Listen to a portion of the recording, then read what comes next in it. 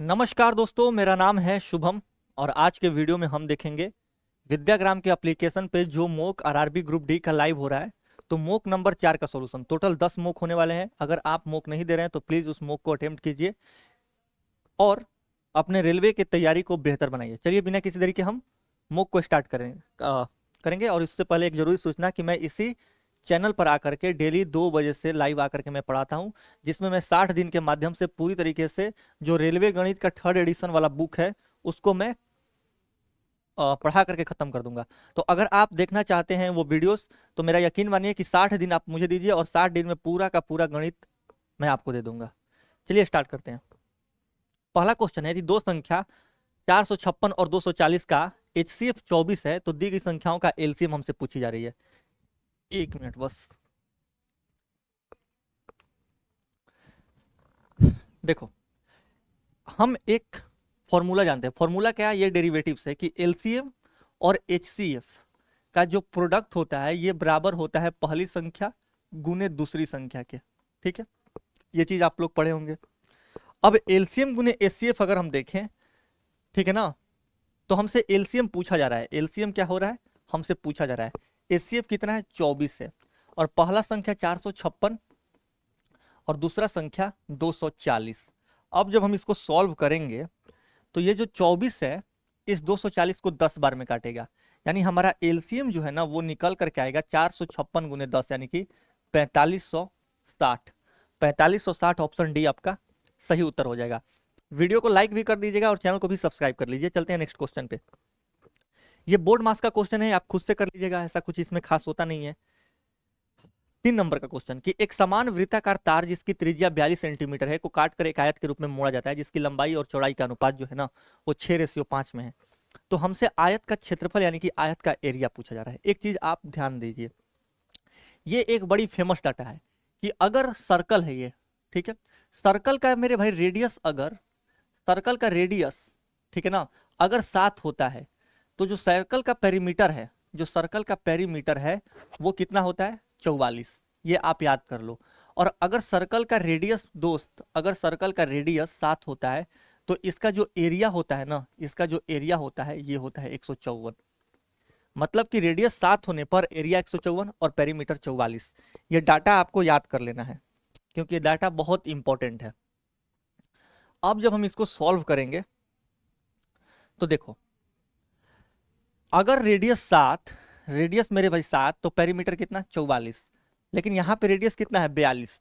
तो अगर 42 है रेडियस तो पेरीमीटर कितना होगा? ये 7 का 6 गुना है तो 44 का 6 गुना। मैं डायरेक्ट ये निकाल सकता हूँ। क्या कर सकता हूँ? डायरेक्ट ये निकाल सकता हूँ। और यही पेरीमीटर किसके बराबर होगा? आयत के पेरीमीटर के। आयत का पेरीमीटर कितना होगा? 2 इंटू लंबाई प्लस चौड़ाई। तो ये 6x और ये 5x, तो ये कितना हो जाएगा? 11x। यानी हम ये बोल सकते हैं कि ये 11 दूनी 22x के बराबर में है। अगर हम यहां से x का मान निकालें तो ये कितना आएगा? 22 इसको काटेगा 2 बार में, यानी x का मान निकल करके आ जाएगा 6 दूनी 12। हमसे क्या पूछा जा रहा है? आयत का क्षेत्रफल।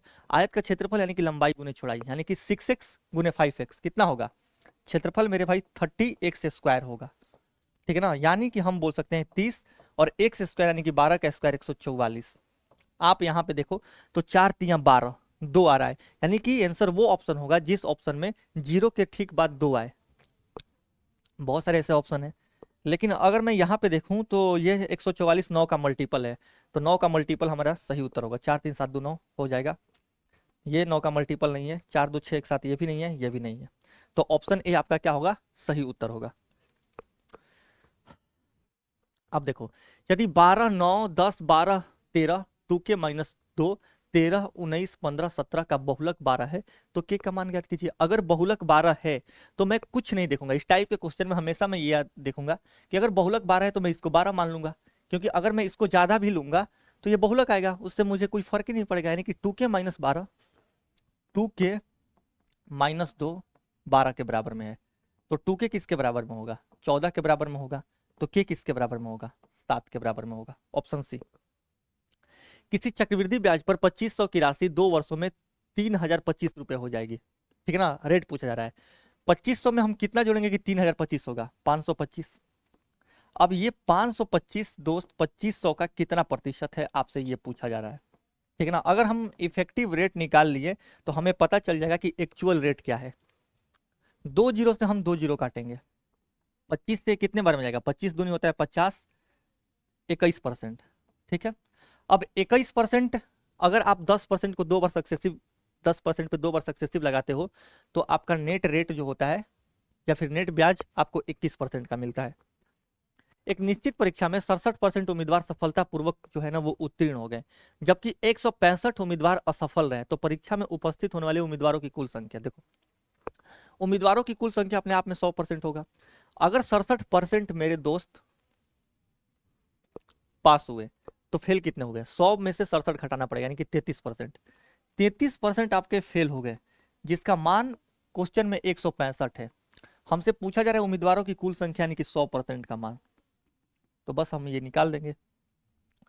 अगर हम ये देखें तो ये 33 का कितना गुना है, ये 33 का 5 गुना है। तो अगर हम 100 का 5 गुना कर दें, 100 का 5 गुना, तो ये 500 हमारा सही उत्तर आ जाएगा, ऑप्शन डी। यदि किसी उत्पाद की कीमत में 25% की वृद्धि होती है तो व्यय को समान रखने के लिए खपत को कितने प्रतिशत कम किया जाना चाहिए। देखो हमारा व्यय यानी कि एक्सपेंडिचर क्या होता है, एक्सपेंडिचर होता है प्राइस गुने कंजम्पशन। लेकिन हमसे क्या पूछा जा रहा है कि व्यय को समान, यानी कि एक्सपेंडिचर को फिक्स किया जा रहा है। तो जब हम एक्सपेंडिचर को फिक्स कर देंगे तो प्राइस और कंजम्पशन जो होगा ना एक दूसरे के इन्वर्सली प्रोपोर्शनल हो जाएंगे, यानी कि व्युत्क्रमानुपाती हो जाएंगे। तो हम यहां पे बोल सकते हैं कि अगर प्राइस 25% बढ़ रहा है, प्राइस 25% बढ़ रहा है, यानी कि 25% का फ्रैक्शनल वैल्यू कितना होता है, 1/4। तो अगर प्राइस 4 से 1 बढ़ करके 5 हो रहा है, तो जो कंजम्पशन होगा ना, देखो इन्वर्सली प्रोपोर्शनल का मतलब उल्टा, 5 से ये 4 हो जाएगा। यानी हम ये बोल सकते हैं कि 5 पर 1 घटेगा। 5 पर 1 घटने का मतलब 1/5, 1/5 का मतलब 20%। ऑप्शन डी, ऑप्शन डी आपका सही उत्तर होगा।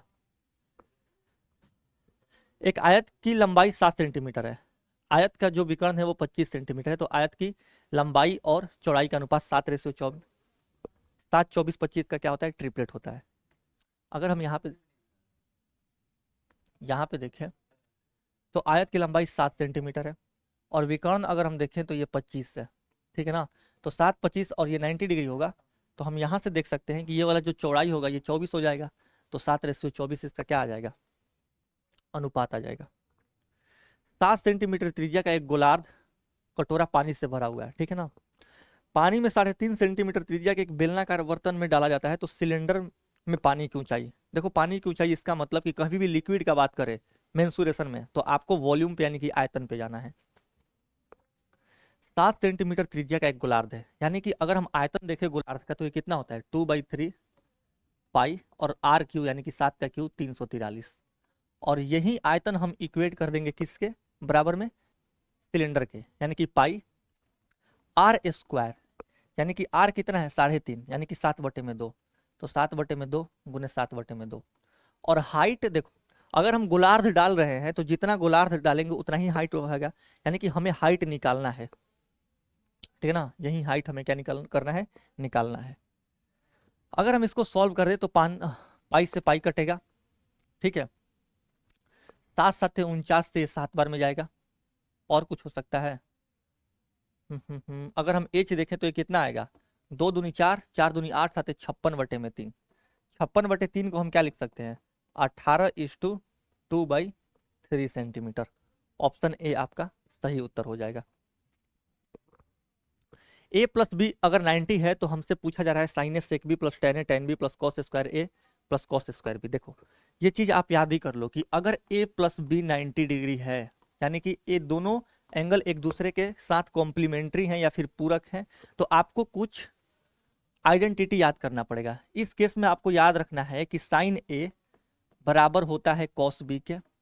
ठीक है, टैन ए बराबर होता है कॉट बी के, और सेक ए जो है ये बराबर होता है कॉसेक बी के।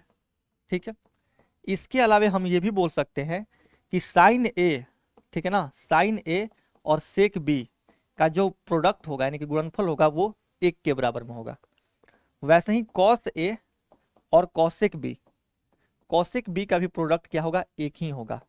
टैन ए और tan b का भी जो प्रोडक्ट होगा मेरे भाई वो भी 1 होगा। कब? जब a प्लस बी 90 हो तब। और वैसे ही cot a इस टू cot b का भी प्रोडक्ट क्या होगा? ये भी 1 ही होगा। कब? जब a और b कॉम्प्लीमेंट्री हो, यानी कि दोनों के एंगल का सम जो हो वो 90 हो।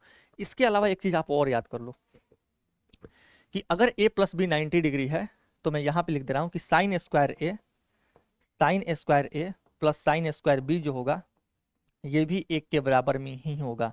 और कॉस स्क्वायर ए प्लस में कॉस स्क्वायर बी जो होगा ये भी किसके बराबर में होगा? 1 के बराबर में ही होगा। यानी कि अगर दो एंगल हमारे ठीक है ना 90 हुए तो ये हम इतना आइडेंटिटीज हमारे दिमाग में क्लिक हो जाना चाहिए।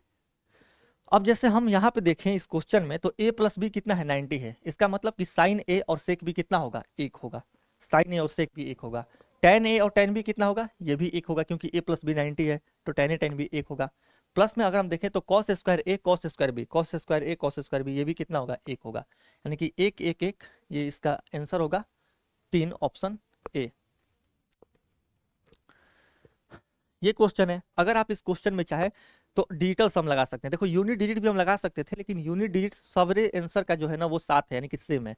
तो अगर हम डिजिटल सम लगाएं तो 9 हटा दो, 4 चौके 16 का 7 माइनस 6 और 1 7 प्लस 8 और 7 15 का 6 माइनस 3, 7 से 7 हटाओ 6 में से 3 गया 3। यानी अब हम देखेंगे कि 3 किस किस में आ रहा है। 7 7 14 3 17 8 आ रहा है।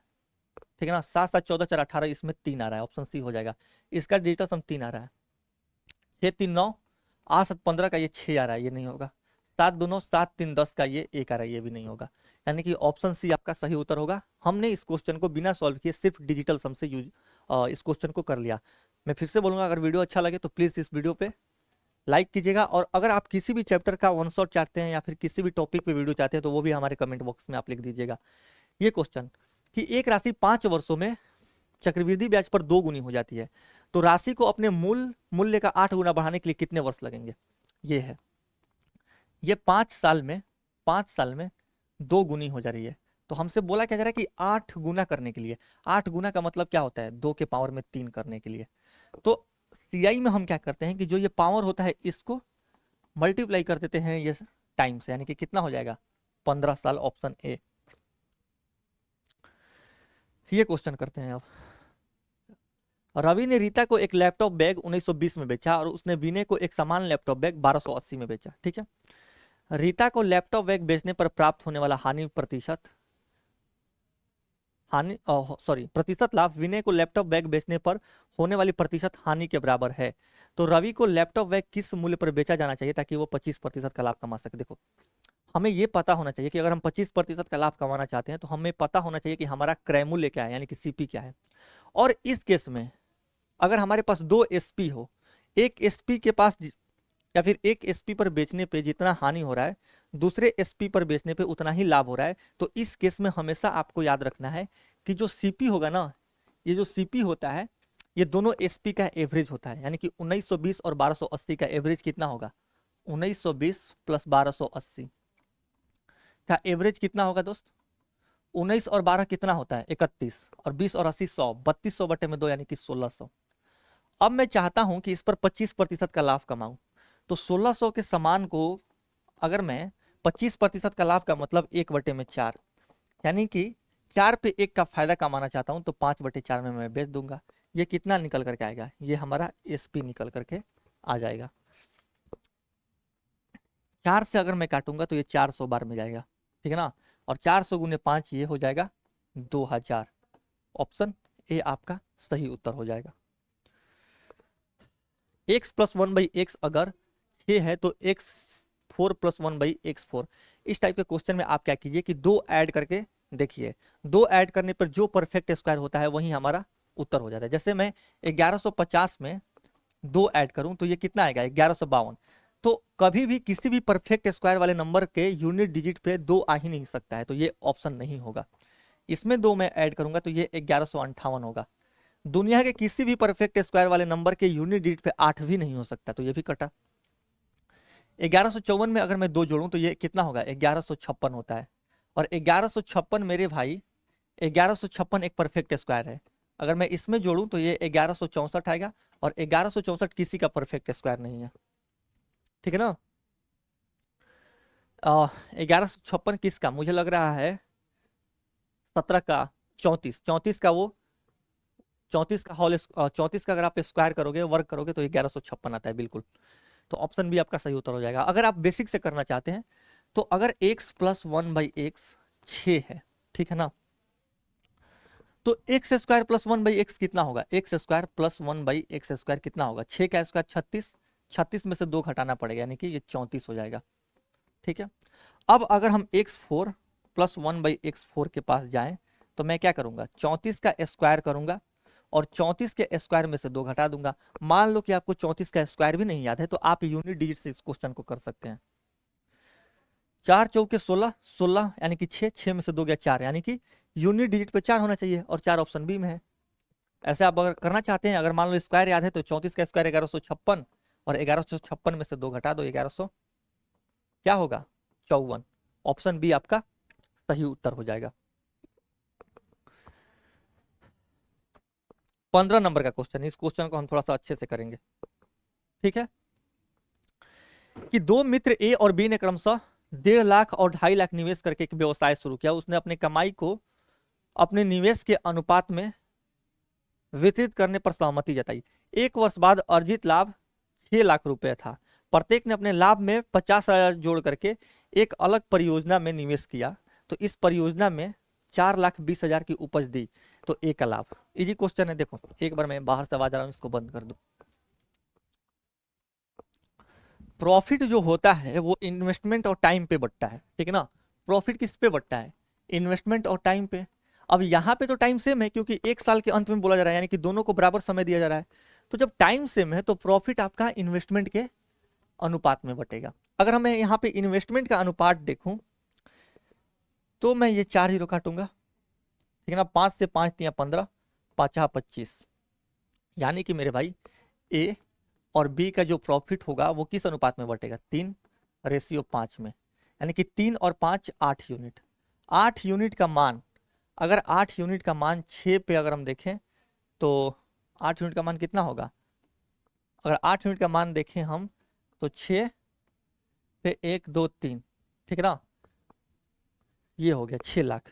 तो 1 यूनिट का मान कितना होगा, 1 यूनिट का मान होगा मेरे भाई 8 7 56, 8 5 40, 1 2 3। 1 यूनिट का मान 75,000, तो 5 यूनिट का मान कितना होगा जी, इसमें आपको 75,000 से मल्टीप्लाई करना पड़ेगा, और इसमें आपको 3 में भी 75,000 में मल्टीप्लाई करना पड़ेगा, ठीक है ना। ये कितना आएगा, अगर मैं देखूं तो 50 25 के 5 हासिल 2, और 7 5 35 और 2 37, 375 के, ठीक है। 75 गुने 5 कितना होता है, 375 के, और इधर 75 तीन कितना हो जाएगा, 225 के, ये कितना होगा 225 के, ठीक है। हमारे पास ये निकल करके आ गया। अब ये क्या कर रहे हैं कि 50,000 दोनों जोड़ रहे हैं, तो अगर मैं इसमें 50,000 जोड़ दूं, ठीक है ना, अगर मैं इसमें 50,000 जोड़ दूं तो ये कितना हो जाएगा मेरे भाई, ये हो जाएगा 5 और 22 और 5 27, 275 के। और अगर मैं इसमें 50,000 जोड़ दूं, अगर मैं इसमें 50,000 जोड़ दूं तो ये कितना होगा, 5 और 37 और 5 कितना होगा 42, 425 के। यानी कि अब जो इनका अनुपात बटेगा वो 275 के और 425 के अनुपात में बटेगा। यानी कि ए और बी का अगर हम अनुपात देखें तो ये कितना होगा 275, 275 मैंने के से के को काट दिया, और 425, इसको मैं 25 से काटूं तो ये कितने बार में जाएगा 11 बार में, और इसको मैं 25 से काटूं तो ये 17 25 7 175, 11:7 में। अब मैं 11 का मल्टीपल भी देख सकता हूँ, 11 का मल्टीपल सिर्फ ऑप्शन सी है, क्योंकि हमसे क्या पूछा जा रहा है, हमसे ए का लाभ पूछा जा रहा है, तो लाभ क्या होगा 11 का मल्टीपल। अगर आप ऐसे करना चाहते हो तो देखो 17 और 11 कितना होगा 28, 28 यूनिट का ही मान कितना है मेरे भाई, 28 यूनिट का ही मान कितना है 42,000, 42, 1 2 और 3, 42 पे कितने जीरो 4 जीरो, ठीक है ना। अगर मैं इसको काटूं, अगर मैं इसको काटूं तो 28 से कितने बार में कटेगा, 28 से कहीं 28, 28 5 15, ठीक है ना।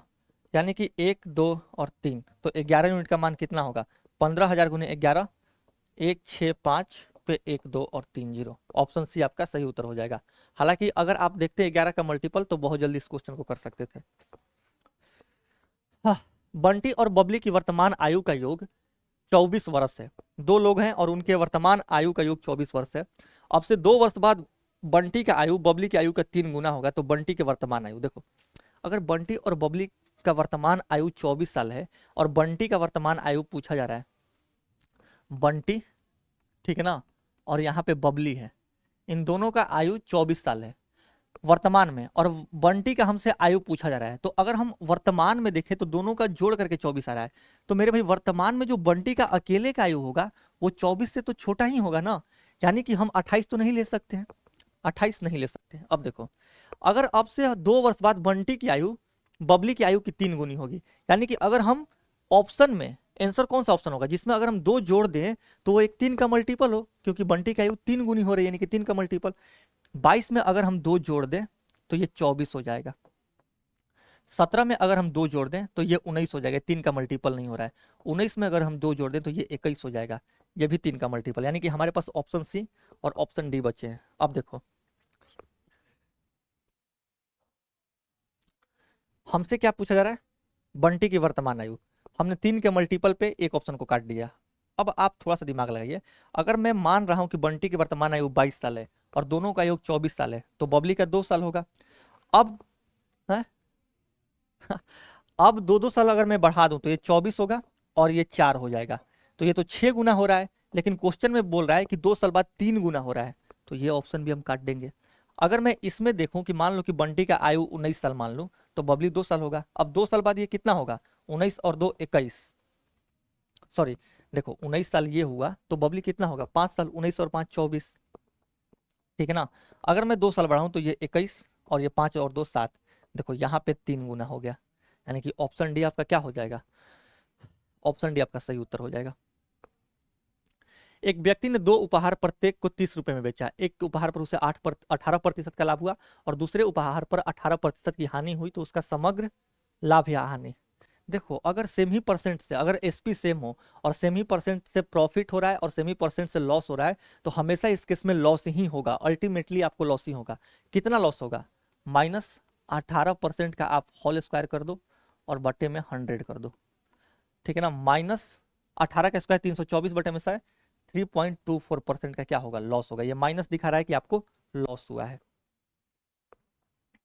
3 क्रमागत सम संख्याओं का योग 30 है, तो 3 संख्याओं में से सबसे छोटी और सबसे बड़ी संख्या। देखो, अगर 3 क्रमागत सम संख्याओं का योग 30 है, ठीक है, तो इनका औसत क्या होगा? 30/3 यानी कि 10। तो एक संख्या, अगर तीनों क्रमागत संख्याएं हैं तो एक संख्या 10 से एक कम यानी कि 9, और एक संख्या 10 से एक ज्यादा 11 हो जाएगी। अब देख लो आप, 11 10 21 और 9 30 आ गया। हमसे पूछा जा रहा है कि सबसे छोटी और सबसे बड़ी संख्या का योग। 11 और 9 20। अच्छा माफ कीजिएगा, यहाँ पे सम दिया है, सम दिया है तो भी 20 ही आएगा। देखो, अगर सम दिया है तो 10 से ठीक छोटी सम संख्या कौन सी है? 8, और 10 से ठीक बड़ी 12। अब इनका योग निकाल दो, 12 और 8 20। ऑप्शन ए आपका सही उत्तर हो जाएगा।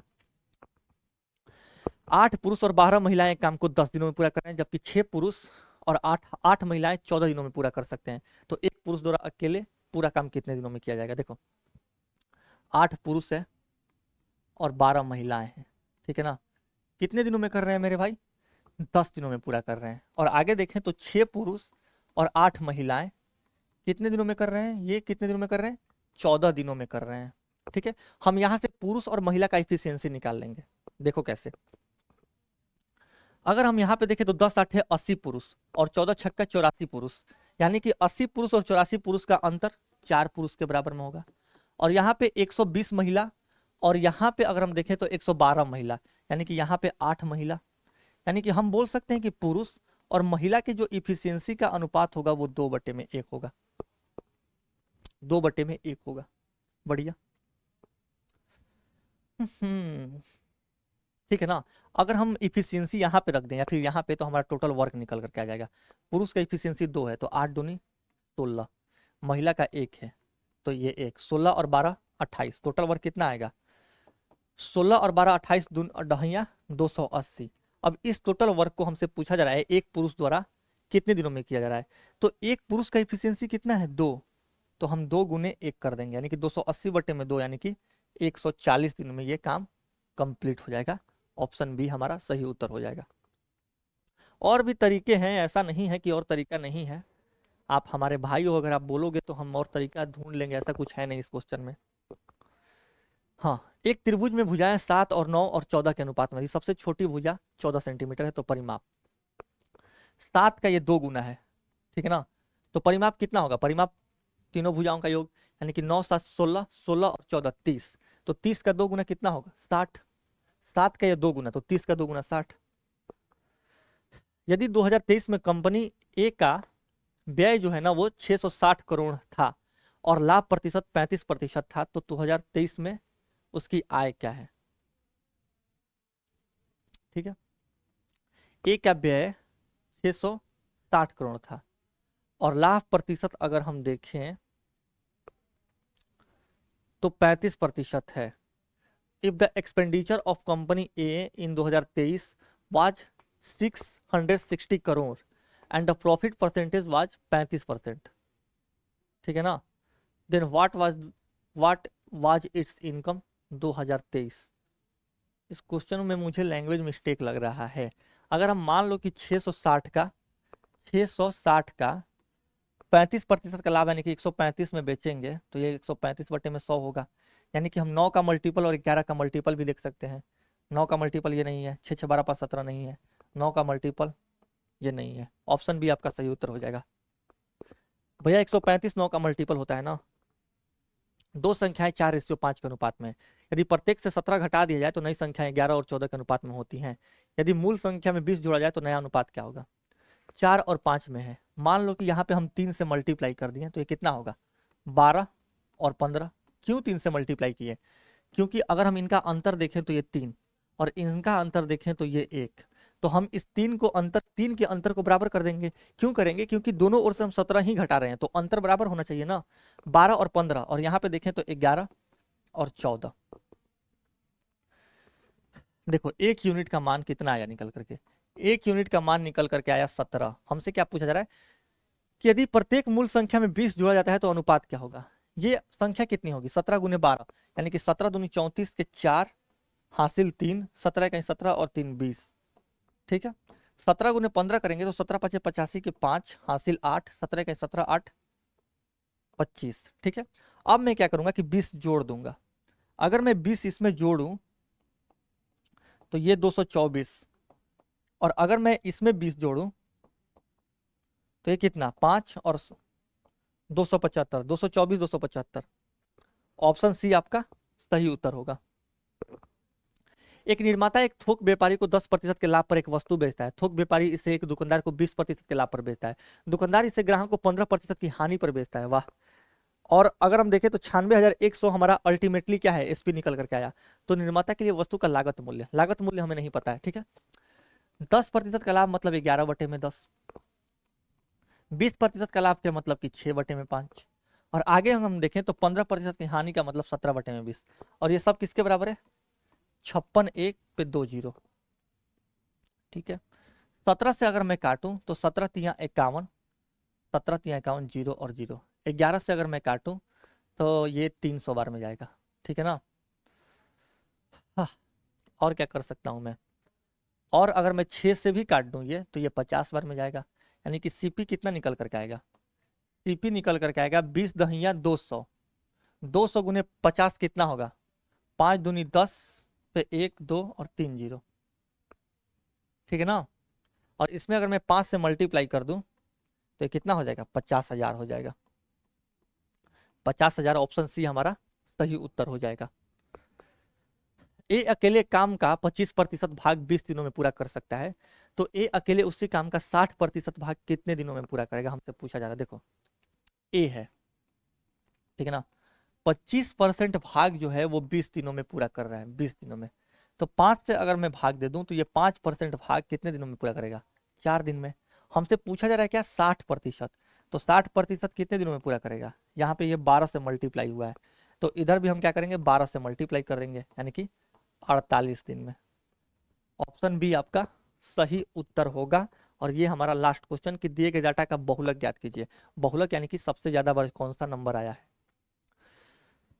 7 कितनी बार आया है? 1, 1, 2, 1, 3, 1, 4 और 1, 5। 7 5 बार आया। 5 अगर हम देखें तो 1, 2, 2 बार, 7 ही होगा बहुलक। 6 अगर हम देखें तो 6 एक बार, और अगर हम 3 देखें तो 3 एक बार, यानी कि हम बोल सकते हैं कि ऑप्शन ए आपका सही उत्तर होगा। और यहाँ पे होता है इस क्लास का द एंड, आपका जो पीडीएफ है हम एयर पब्लिकेशन के टेलीग्राम चैनल पे डाल देंगे। आपको चैनल का लिंक जो है ना वो मिल जाएगा कमेंट बॉक्स में, या फिर आप डिस्क्रिप्शन में देख सकते हैं। मिलते हैं दोस्त नेक्स्ट वीडियो में, तब तक के लिए थैंक यू। और अगर आप मेरे से बेसिक से मैथ्स पढ़ना चाहते हैं तो मैं डेली 2 बजे आकर के इसी चैनल पे पढ़ाता हूँ लाइव, जिसमें मैं 60 दिन के 60 क्लास के माध्यम से पूरे का पूरा क्या खत्म करूंगा, रेलवे गणित का solution. Thank you so much.